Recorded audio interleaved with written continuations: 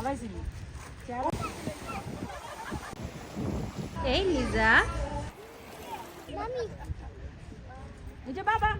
Hi everyone, welcome to my new blog. আজকের ব্লগটা আমার জন্য একটু বেশি স্পেশাল, কজ আজকে আমি আপনাদের সাথে একটি ট্রাভেল ব্লগ শেয়ার করব।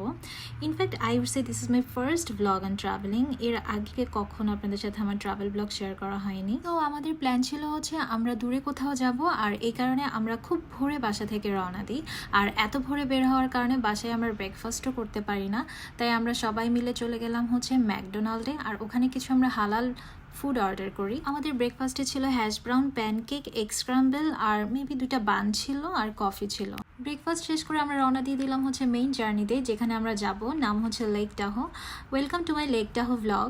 যাওয়ার সময় আমরা প্ল্যান করছিলাম আমরা কোথায় কোথায় স্টপেজ নিব, আর এর মধ্যে আমরা একটা ফল দেখতে পাই, আর ফল দেখেই আমরা সবাই গাড়ি থেকে নেমে যাই জাস্ট পিকচার ক্লিক করার জন্য। যদিও ফলটা অনেক দূরে ছিল, আর এটা হচ্ছে জাস্ট পানি ভেসে আসছিল ফল থেকে আবহমান স্রোতের মতো। আর আমরা এইটাও বাদ রাখি নাই, আমি আর তানিয়াপু জাস্ট ঝাঁপিয়ে পড়ছি গাড়ি থেকে যে কখন আমরা পিকচার তুলবা। আমাদের সাথে আরও একটা গ্রুপ ছিল, পপি আপু অ্যান্ড ওনার ফ্যামিলি। ওনারা আমাদের সাথে এখানে জয়েন করতে পারেনি, কারণ ওনারা অন্য গাড়িতে ছিল। আর এখানে আপনারা দেখতে পাচ্ছেন উঁচু নিচু বড় বড় পাহাড়, আর পাহাড়ের উপর বরফ জমে আছে। যেহেতু উঁচু জায়গায় তাপমাত্রা অনেক কম থাকে, তাই বরফও মেল্ট হয় না। এরপর আমরা প্ল্যান করি হচ্ছে ঈগল ফল দেখতে যাব। আর এটা হচ্ছে আমাদের এলিজা বেবি। এলিজা এত বেশি খুশি ছিল, মাশাল্লাহ। আসলে বাচ্চাদেরকে নিয়ে একটু আমাদের ঘোরাফেরা করা উচিত, তাহলে বাচ্চাদের মাইন্ডও ফ্রেশ থাকে। আর এই জায়গাটা এত বেশি সুন্দর, মনে হচ্ছে আমি কোনো স্টুডিওর সামনে দাঁড়িয়ে পিকচার ক্লিক করছি।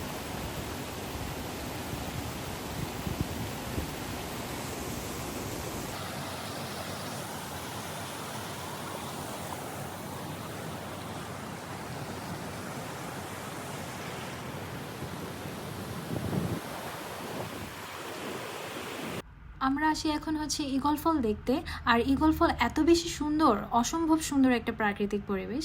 আমার কাছে মনে হয় আমি যখনই পিকচারগুলো ক্লিক করছিলাম আর দেখছিলাম, মনে হচ্ছে যেন আমি কোনো ছবির সামনে বসে পিকচার ক্লিক করছি।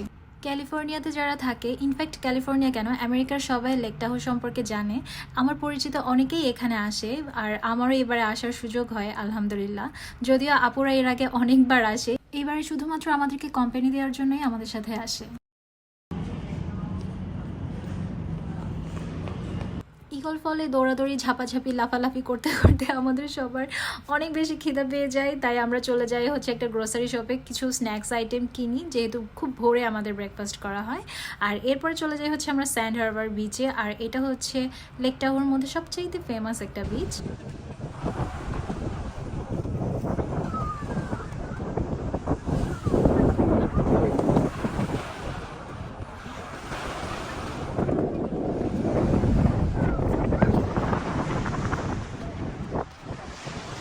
স্যান্ড হারবার বিচটা হচ্ছে নেভাডার সাইডে, যদি আমাদের শুরুটা হয় ক্যালিফোর্নিয়া থেকে। আর লেকটা হতো অনেক বড় একটা এরিয়া জুড়ে, এটা হচ্ছে নেভাডার সাইডেরটা।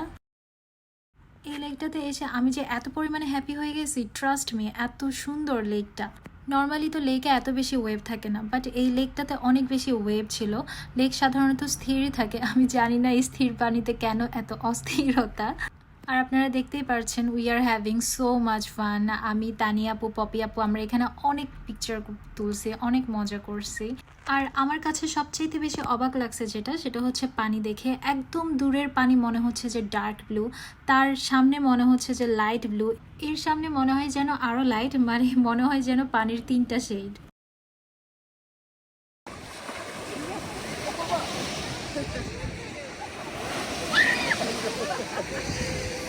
তুলছো?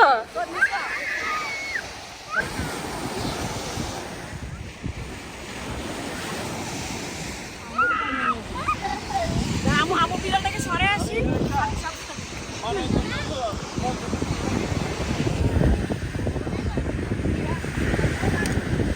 এলিসা,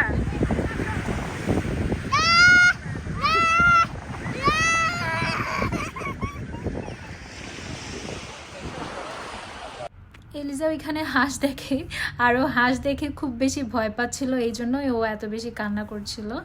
আর এই যে তাহিয়া আমাকে হাই দিল। এটা হচ্ছে লেকের অন্য একটা সাইড, আর ওই যে দূর থেকে আমার হাজবেন্ডকে দেখা যায়। কিছুদিন আগে ওর টোতে একটা ইনফেকশন হয়, যার কারণে ও পানিতে খুব একটা নামতে পারে না, জাস্ট পাথরের উপর দাঁড়িয়ে কয়েকটা পিকচার ক্লিক করে। যেখানে স্যান্ড আছে ওইখানে হচ্ছে পানির একটা কালার, আর যেখানে পাথর সেখানে হচ্ছে পানি আর একটু ডার্ক, আর যেখানে গভীর বেশি সেটা আরও বেশি ডার্ক। আর তার পেছনে হচ্ছে পাহাড়, আর পাহাড়ের উপর স্নো পড়ে আছে, একদম গ্রিন অ্যান্ড হোয়াইটের কম্বিনেশন।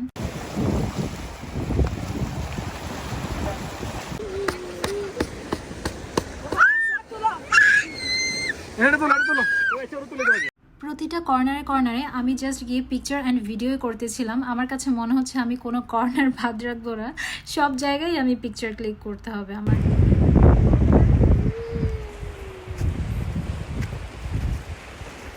আমার এখানে দাঁড়াও তো এর সাথে সোয়াদ তোলো তোলো তোলো বলে সোয়াদ মামা আমি রেডি সোয়াদ মামা। আর এখানে হচ্ছে এক একটা পাথর অনেক বড় বড়, ভিডিওতে হয়তো বোঝা যাচ্ছে না এগুলোর সাইজ, কিন্তু এক একটা পাথর হচ্ছে আমার ডাবল হবে, এত বড় বড় পাথর। এর মধ্যে আমি আবার আমার নিজের কয়েকটা ভিডিও নিচ্ছিলাম, আর আমার হাজব্যান্ড এদিক দিয়ে বারবার আমাকে ডাকছিল, কারণ আমাদেরকে আবার অন্য জায়গায় চলে যেতে হবে।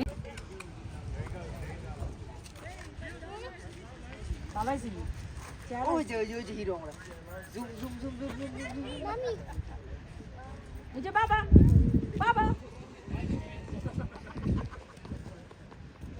এলিজার সাথে আমরা একটু খেলা করছিলাম, আর এর মধ্যে পপি আপু এসে আমাদেরকে বলে তোমরা ওই সাইডটাতে যাও, ওই সাইডটা আরও বেশি সুন্দর, কারণ উনি ওই সাইডটাতে মাত্র গিয়ে এসছে।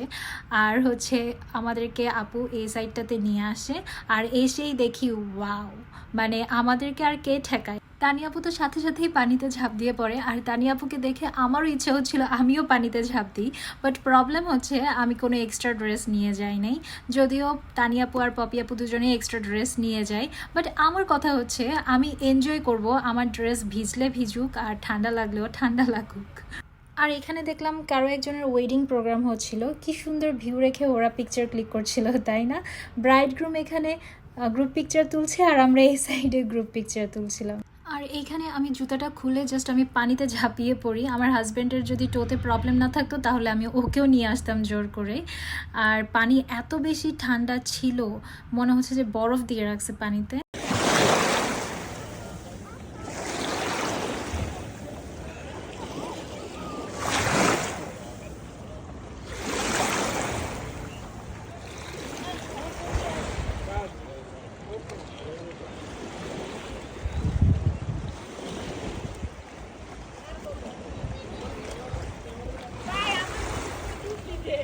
আমারও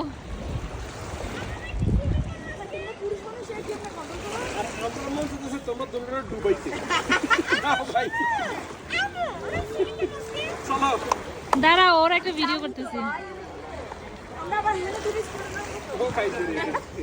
লাস্ট পর্যন্ত আমিও পানিতে নেমে পড়লাম, আর আমার সহ্যই হচ্ছিল না যে কখন আমি পানিতে নামবো, আর তানিয়া আপু তো আমার আগেই পানিতে নেমে যায়। আর আমার হাজব্যান্ড বারবার আমাকে ওদিক থেকে বকা দিচ্ছিল যে আমি কেন পানিতে নামলাম, আমার ঠান্ডা লেগে যাবে যেহেতু আমি ড্রেস আনি নাই। আর এদিকে পপি আপুকেও আমরা পানিতে নামাই, যদিও আপুর খুব একটা এক্সাইটমেন্ট তখন ছিল না, কারণ ভাইয়ার সাথে একটু আগেই আপুর রোম্যান্স করে গেছে পানিতে। So this was all about our video today. I hope you guys have enjoyed my most longest video. Thanks for watching. Assalamu alaikum and take care. Bye.